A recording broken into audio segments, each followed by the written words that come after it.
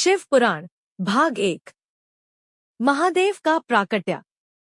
सृष्टि के आरंभ से पहले चारों ओर केवल अंधकार था। न पृथ्वी थी, न आकाश, न दिन था और न रात। संपूर्ण ब्रह्मांड शून्य में डूबा हुआ था। तभी उस अनंत शून्य में एक दिव्य प्रकाश प्रकट हुआ। वह प्रकाश इतना तेजस्वी था कि उससे संपूर्ण ब्रह्मांड कांप उठा। उस प्रकाश से एक दिव्य ध्वनि गूंजी, ओम। उसी क्षण उस तेज से एक महान शक्ति प्रकट हुई। जटाओं में गंगा, मस्तक पर चंद्रमा, गले में सर्प और शरीर पर भस्म धारण किए देवों के देव शिवा प्रकट हुए। उनके हाथ में त्रिशूल था और डमरू की ध्वनि से संपूर्ण ब्रह्मांड में कंपन होने लगा। महादेव ने जैसे ही अपनी आंखें खोली, समय का आरंभ हो गया। उनकी तीसरी आंख से निकली दिव्य ऊर्जा ने सृष्टि में गति भर दी। महादेव ने अपने त्रिशूल से 3 शक्तियां उत्पन्न की, सृष्टि, पालन और संहार। उसी शक्ति से भगवान ब्रह्मा और भगवान विष्णु प्रकट हुए। ब्रह्मा को सृष्टि रचने का कार्य मिला और विष्णु को संसार का पालन करने का दायित्व। स्वयं महादेव संहार और संतुलन के स्वामी बने। कुछ समय बाद ब्रह्मा और विष्णु के बीच विवाद उत्पन्न हो गया। दोनों स्वयं को सबसे महान मानने लगे। तभी अचानक उनके सामने एक विशाल अग्नि स्तंभ प्रकट हुआ।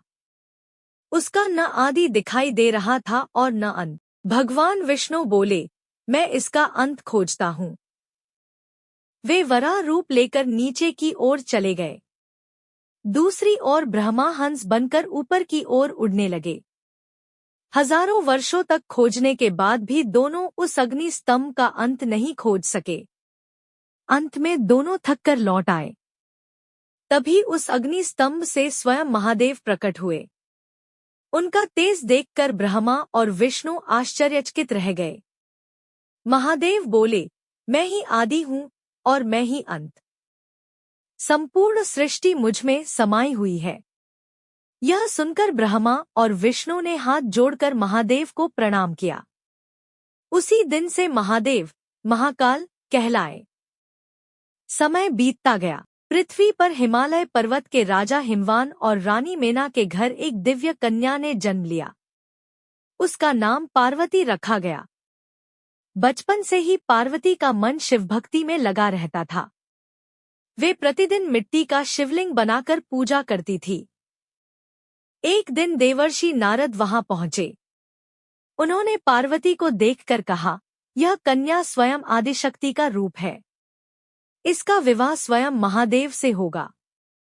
यह सुनकर माता मेना प्रसन्न हुई, पर उनके मन में भय भी था। वे सोचने लगी, महादेव तो कैलाश पर रहने वाले कठोर तपस्वी हैं। उधर कैलाश पर्वत पर महादेव गहन तपस्या में लीन थे।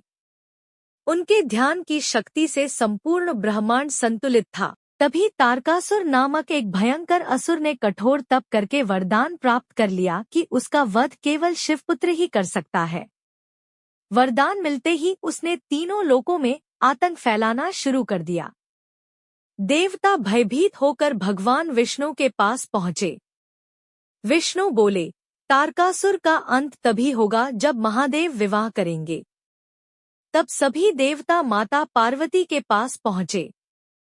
पार्वती ने निश्चय किया कि वे कठोर तपस्या करके महादेव को प्राप्त करेंगी।